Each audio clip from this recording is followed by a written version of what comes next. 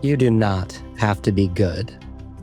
You do not have to walk for 100 miles on your knees through the desert repenting. You only have to let the soft animal of your body love what it loves. A tender and striking quote from Mary Oliver, shared by Jack Kornfield in this deeply inspiring, poetic episode of the Heart Wisdom Podcast, number 302, Awakening the Lion's Roar Within, Poetry of Courage, Compassion, and Wonder. This is part 2 from the Dharma of Poetry, which came out last week and was first recorded on April 15th, 1993 at Spirit Rock Meditation Center, the center that Jack founded along with other amazing Dharma teachers. And if you're interested in any programs online or on land, they always have amazing, wonderful programs going on to this day, some of which Jack happens to be part of. So if you sign up for Jack's newsletter at jackkornfield.com/newsletter, you'll get all of Spirit Rock's upcoming events, as well as Jack's upcoming events. And if there's any crossover in the upcoming months, wink, wink, you'll find that there too. So this episode is really cool. Jack generally weaves stories and poetry in very smoothly and succinctly within his talks. But this is a poetry-forward talk. Everything stems from art, music, poetry, beauty, and is gleamed through the lens of Rumi's wisdom on the various steps of the spiritual path, from the patient, focused camel to the courageous lion's roar of truth and wisdom, to the wonder and awe of once again becoming a child of the spirit. This episode takes us through this through line and invites us to embody this commitment, courage, and wonder in our everyday lives. And in this episode, he uses a term I have never heard him use before. He talks about dignity and nobility quite a bit. But the way he put it in this episode is that so much of the spiritual path is uncovering your inner royalty. He says, when we sit, it's as if we take the veils of trance away and let the grief, rage, fear, and longing also be received honorably, to touch each with kindness and respect. This inner royalty, this dignity and nobility that he talks about, is giving our negative emotions, the ones that we want to push away and ostracize, is giving them the time of day to be received honorably, to touch each one with kindness and respect. So I do hope you enjoy. As always, please head to jackkornfield.com. So many amazing courses. Very new retro one from a retreat in the 90s is coming out soon, as well as some live cohorts on some of the favorites in the library, like the Forgiveness course, which we're going to be running again this late autumn. Otherwise, I do hope you enjoy this poetic episode of Heart Wisdom, Awakening the Lion's Roar Within, Poetry of Courage, Compassion, and Wonder. May you be happy and healthy. May you be safe and protected. May you uncover your wonderful, beautiful, fierce lion's roar. And may you live this life with courage, compassion, and wonder. Namaste.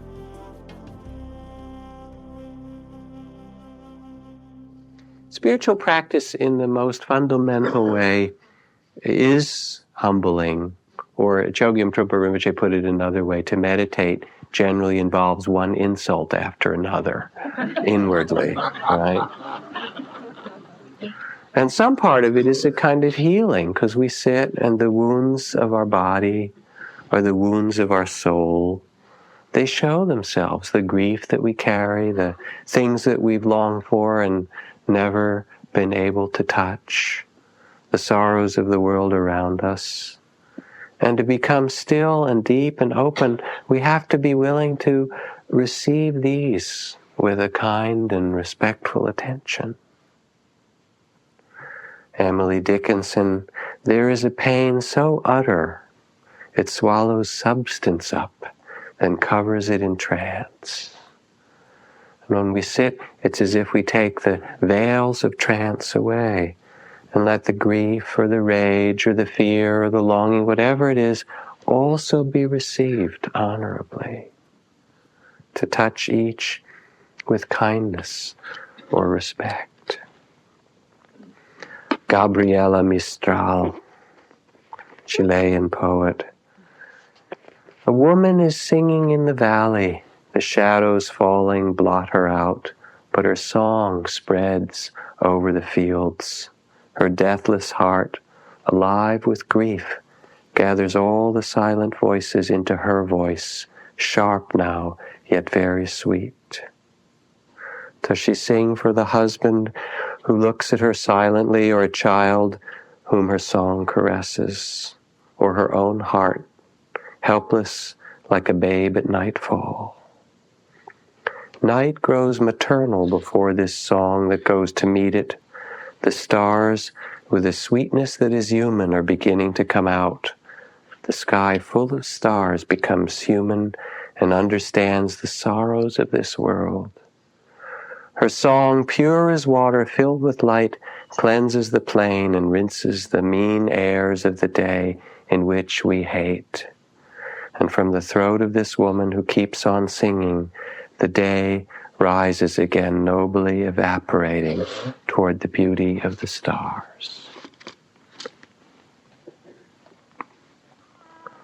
There's a kind of tenderness in this language of hers.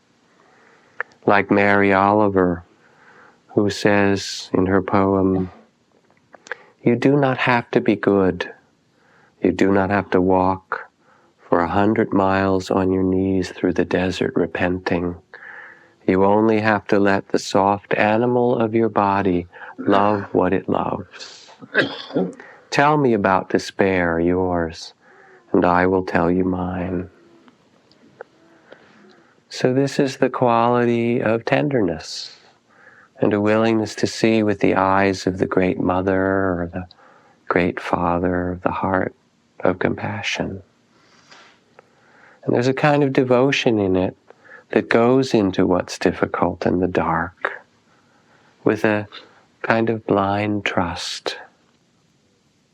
Rabindranath Tagore, who won the Nobel Prize for his poetry much earlier in the century, he wrote, "I thought that my voyage had come to its end, the last limit of my power, that the path before me was closed, provisions exhausted, and the time come to take shelter in a silent obscurity.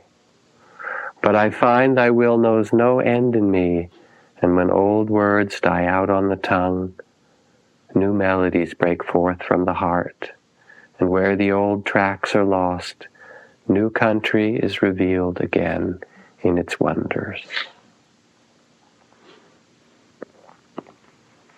So there's the camel. And that's one dimension of meditation and really of a life of wakefulness. And then there's the stage that Rumi calls the lion, or the lioness. And the quality of the stage of the lion or the lioness is a kind of bravery and the roar of authority of a lion. I am here in the midst of it all. The Buddha called his teachings the lion's roar. And when he was challenged by people, do you really know what you're talking about? Have you really done it? He would say, I have done all of the great ascetic practices of India until I almost died. I did them all, and I have found the way to freedom. I have done this myself. And if you wish to be free, you must only sit and face yourself with this same awareness, with this same openness, and you too can be free. And all kinds of people challenged him, and he responded each time, there is a truth, there is a way to awaken for you, and you may do so. The lions roar. Did you ever hear a lion roar? It's a fantastic thing. Even in the zoo, when the lion has this great big bellow, sort of this huge sound. You can go to the zoo and all the animals, the monkeys are making their kind of funny calls and the birds are kind of twittering, and all of a sudden, this huge roar. And the lion, if you see a lion roar, it roars with its whole body. It's not just its throat, but its whole body becomes this kind of container, and it opens its mouth wide, and this huge roar comes out. And then when it does, everything becomes quiet in the zoo. The birds shut up and the monkeys get quiet. It's like something's really speaking here. And for the lion, this quality, it's not duty. Oh, I'm doing it and I have to continue, and another breath and another meditation and another. This is the resting in the center of our being, in the center of the earth, and speaking the truth. And it honors and bestows this blessing of this great honesty. This is, again, the Buddha's lion's roar at one point. He says, I consider the positions of kings and rulers as but dust motes in a sunbeam. I see the treasures of gold and gems as but broken tiles. I look upon the finest silken robes as tattered rags. I see the myriad worlds of the universe as small seeds, and the great Indian Ocean as drops of dew at my feet. I perceive the teachings of the world to be the illusions of magicians, and look upon the judgment of right and wrong as the serpentine dance of dragons, and the rise and fall of beliefs as but traces left by the four seasons. I see all of this great dance of birth and death, and rest in the place of wisdom in the midst of them. And this is your Buddha nature and mine. This is that place of knowing, to find one's royalty or one's dignity in meditation, one's own Buddha nature. I like this poem that speaks to it in another way. This is from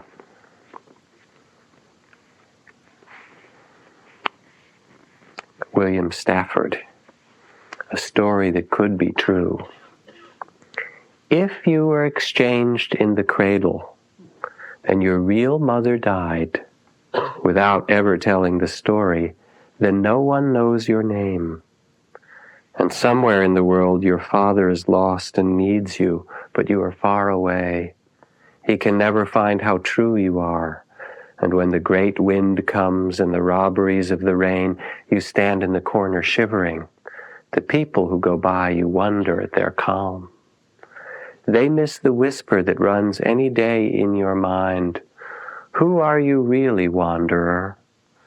And the answer you have to give, no matter how dark and cold the world around you is, maybe I'm a king. Maybe I'm a queen. The answer you have to give. If you were exchanged in the cradle and your real mother died, then without ever telling the story, then no one knows your name. And when I read this poem, I think of it, I talk about this, of how much children understand this. Because there's always that moment with children, if you really speak to them honestly, where on certain days they expect that there will be a knock at the door, and then they open and there's somebody dressed in this amazing garb, in a great chariot outside, and the knock says, hello, are you there? Whatever the child's name is. These are not your real parents, right? You were actually born as the princess or prince or whatever, the king or queen, and we've come to take you back to where you really, the palace is waiting for you. And this is that quality of finding one's own inner royalty, the roar of the lion, the sense of beauty that is there in every human being, in every human heart. Nikki Giovanni puts it this way. This is sort of the feminine version of that. I was born in the Congo, walked to the Fertile Crescent and built the Sphinx. I designed a pyramid so tough that a star that only glows every 100 years falls into the center of it, giving divine perfect light. I am bad. I sat on the throne drinking nectar with Allah. Got so hot I sent an ice age to Europe to control my thirst. My oldest daughter, Nefertiti, the tears from my birth pains created the Nile. I am a beautiful woman. I gazed on the forest and burned out the Sahara Desert. With a packet of goat's meat and a change of clothes, I crossed it in 2 hours. I am a gazelle so swift you can't catch me. For a birthday present when he was 3, I gave my son Hannibal an elephant. He gave me Rome for Mother's Day. My strength goes on. My son Noah built an ark. I stood proudly at the helm as we sailed on a soft summer day. I turned myself into myself and was Jesus. All men intone my loving name, all praise. I am the one who would save. I sewed diamonds in my backyard. My bowels deliver uranium. The filings from my fingernails are semi-precious jewels. On a trip north, I caught cold and blew my nose, giving oil to the Arab world. I am so hip, even my errors are correct. I sailed west to reach east and had to round off the earth as I went, and the hair from my head thinned in gold was laid across 3 continents. I am so perfect, so divine, so ethereal, so surreal, I cannot be comprehended except by my permission. I mean, I can fly like a bird in the endless sky. That's the lion's roar. What pleasure in it for life, to be alive, to see it. So there's the camel, that healing and devotion, the tenderness of the heart that's willing to look with the eyes of compassion and say, yes, us too. We all share the sorrows and the difficulties and the beauty of life. There's the lion's roar, this place of dignity and Buddha nature. And the third stage that Rumi speaks of is the child of the spirit. So Angelus Silesis wrote, if in your heart you make a manger for his birth, then God will once again become a child on the earth. It's the quality of wonder and newness of spirit, what Suzuki Roshi called beginner's mind. The goal of practice, the goal of practice is always to keep our beginner's mind, to see this moment afresh and this and this. Do you know the space probe Voyager? There's a couple that have been sent out to Jupiter, and then after they fly by the moons of Jupiter, then they go out to Neptune and Pluto, and then a few of them have gone, at least a couple, past Pluto out to the far reaches of the galaxy. They're on their way out there as messengers. And in them, they put inside Voyager pictures of a man and a woman, and hundreds of animals, pictures of the surface of the earth, of the rainforests and the oceans. And then when you touch it, there's a kind of solar activated recorder in there. And if you were to open it and touch it, it begins to speak. And it has words in 55 languages. And then it has 300 pieces of music. Bach, and Beethoven and Louis Armstrong, and drumming from the best of Kenya's drummers and Balinese gamelan. And what we're sending out to the stars is our music and our words. The child of the Spirit is that ability in each of us to reclaim amazement, wonderment. What Mary Oliver's phrase is, all my life I was a bride married to amazement. And it doesn't take much. that spring comes at all is quite amazing. The days are just starting to get longer again. Go and watch the water find its way down to the ocean, and it does it all by itself, so beautifully. I mean, it's true that it's still on some of our roads and in our yards, but it's on its way, and it knows how to do it. The amazing thing of being alive, sleep. I love to talk about sleep. First of all, sleep is quite honorable. In Buddhist tradition, it's called the poor man's nirvana, right? But isn't it the most bizarre thing that for a third or whatever much of the day, most of the mammals and some other creatures lie down, close their eyes, and conk out and go unconscious, and then go to this other world filled with dreams every night. Even if you don't remember them, they're there. All this dream world. And then you wake up again. How bizarre on this earth. Go to sleep again, some other world, then come back to this one, which is the real world, you know? Or seeing, sight, this human eye. There's this round thing in our head, right? This orb that looks around and it sees. Nobody understands it. Oh, there's the optic nerves, and they can kind of poke around and say, yeah, this is the part where that gets tickled when the eye sees. But how we see, no one has a clue. It's like Whitman's line where he writes about the amazement, you know, that a leaf of grass is no less than the journey work of the stars, and a tree toad, the sheaf work for the highest, and the running blackberry would adorn the parlors of heaven. And a mouse is miracle enough to stagger sextillions of infidels. Just the existence of a mouse. And of course, all that it takes to make a mouse. Because somebody said, you know what it takes to make apple pie from scratch is first you have to make a universe, right? All of it.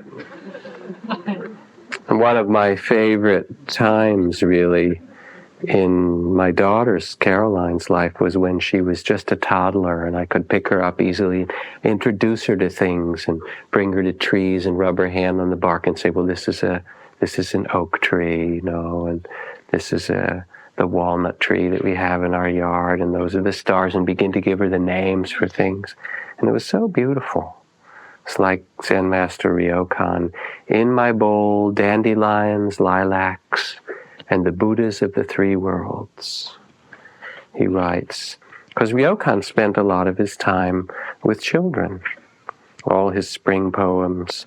How can we ever lose interest in life? No matter what happens, spring comes again. The cherry trees bloom in the mountains.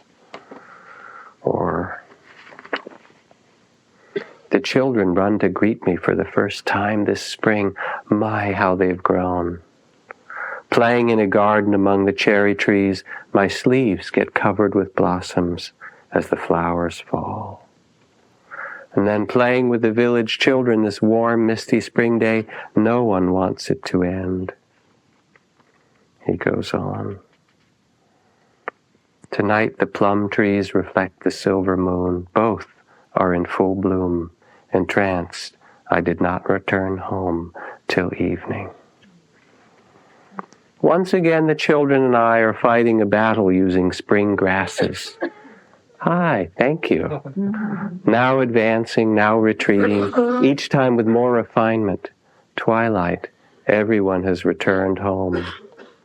Priest Ryokan, too, must fade, like this morning's flowers. But his heart will remain behind. And then he writes one other short verse. Oh, that my priest's robes were wide enough to gather up all the suffering people in this floating world. This simple kind of sentiment that's repeated over the centuries in Japanese poetry of the changing of the seasons and the birth and the death of beings, all of us, and the beauty that life allows for us each day, each moment that we're aware.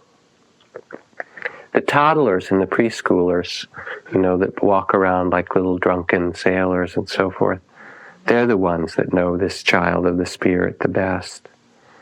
I remember taking these two preschoolers that I lived with for a couple of years, several years, that were like my own children many years ago. Johnny and Seth were their names. And I wanted to take them to the circus. So I got tickets for the Ringling Brothers Barnum Bailey Circus in Boston.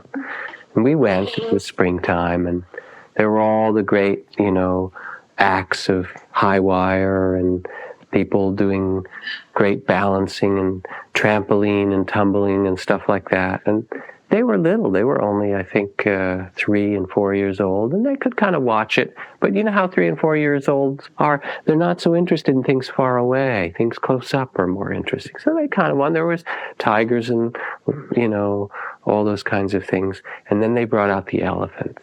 Oh, this was interesting, because elephants are so big. And the elephants were kind of doing their parade around the ring, and we had seats right down in like the second or third row. And then the elephant parade stopped right where we were for the elephants to do something. There was one elephant there. And then all of a sudden, the elephant in front of us peed. And there was this huge puddle, like, a lake. And the two kids I was with, their jaws drop open. Look at that. I mean, preschool pee-pee and poo-poo jokes are kind of, that's what's really interesting. The fact that we have these bizarre bodies where we put stuff in one end and it comes out the other. But here was an elephant doing it too, Wow, look at that. And then they were kind of nudging each other and all excited about it. And then the elephant pooed. Right? And it was these big things like bigger than a human head. Plop, right? And then another one, plop. And they're going, wow, look at that. Fantastic. Oh, amazing. I mean, that's us. We have this one hole in the end I talk about that we stuff dead plants and animals in and kind of move it through, and it comes out the other way, and we lumber it around. And this amazing thing that you are born into for a time, and others. And can we not treat each other with compassion and respect and amazement that we're here at all? So this is the child of the spirit, the beginner's mind, the lion, the camel, the child of the spirit. And all of these, like the poems and the sense of beauty or art that they awaken, are to move somehow from this small sense of our problems and difficulties to some greater perspective of the heart. Like the Ojibwe Indian poem, sometimes I go about pitying myself when all the while I'm being carried by great winds across the sky. To see with the eyes of a Buddha, to receive the world with the great heart of compassion, means living in the mystery of this present moment again and again. And it's what we train, what we come here to remind ourselves, to learn. This breath, this step, this fear or longing or love or all the animals in the zoo. And to allow a space of understanding and the mystery to be present. And somehow out of that, in a moment, it begins to change our world. From this kind of limited self, the busyness inside and all the things and worries and stuff that we have to do. It's not that you don't do them. There can be a moment, just like the clearing of the clouds that happened yesterday. The sun would come out, and there were rainbows around if you looked. A whole lot of them in the Bay Area. These rainbows, in a moment it can happen. Realize, oh, I was really caught up in that, wasn't I? In that whole drama. Let's see, was that Hamlet or Lear? Oh, maybe that was Romeo and Juliet. Which one was it? And then there's this kind of waking up. That was quite a drama. And here we are again.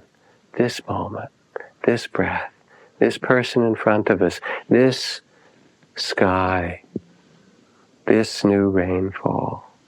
And therein lies our freedom.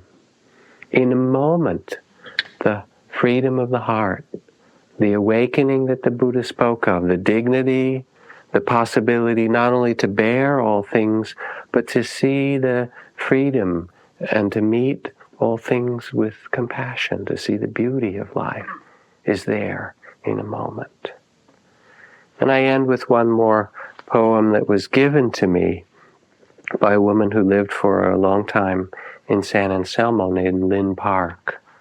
And I have to explain a little bit about her poem.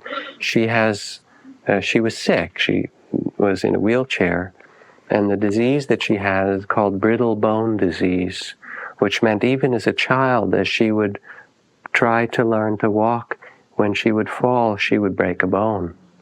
So she said, I broke my bones 15 times before I learned to walk.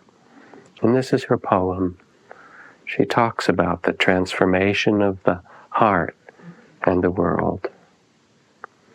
Take the time to pray, or to meditate, if you will. Take the time to pray. It is the sweet oil that eases the hinge into the garden, so the doorway can swing open easily. You can always go there. Consider yourself blessed. These stones that break your bones will build the altar of your love. Your home is the garden. Carry its odor hidden in you into the city. Suddenly your enemies will buy seed packets and fall to their knees to plant flowers in the dirt by the road. They'll call you friend and honor your passing among them, and when asked, who was that? They will say, oh, that one has been beloved by us since before time began, and this from people who would have trampled over you to maintain their advantage. Give everything away except your garden, your worry, your fear, your small-mindedness. Your garden can never be taken from you. Let's sit for a moment.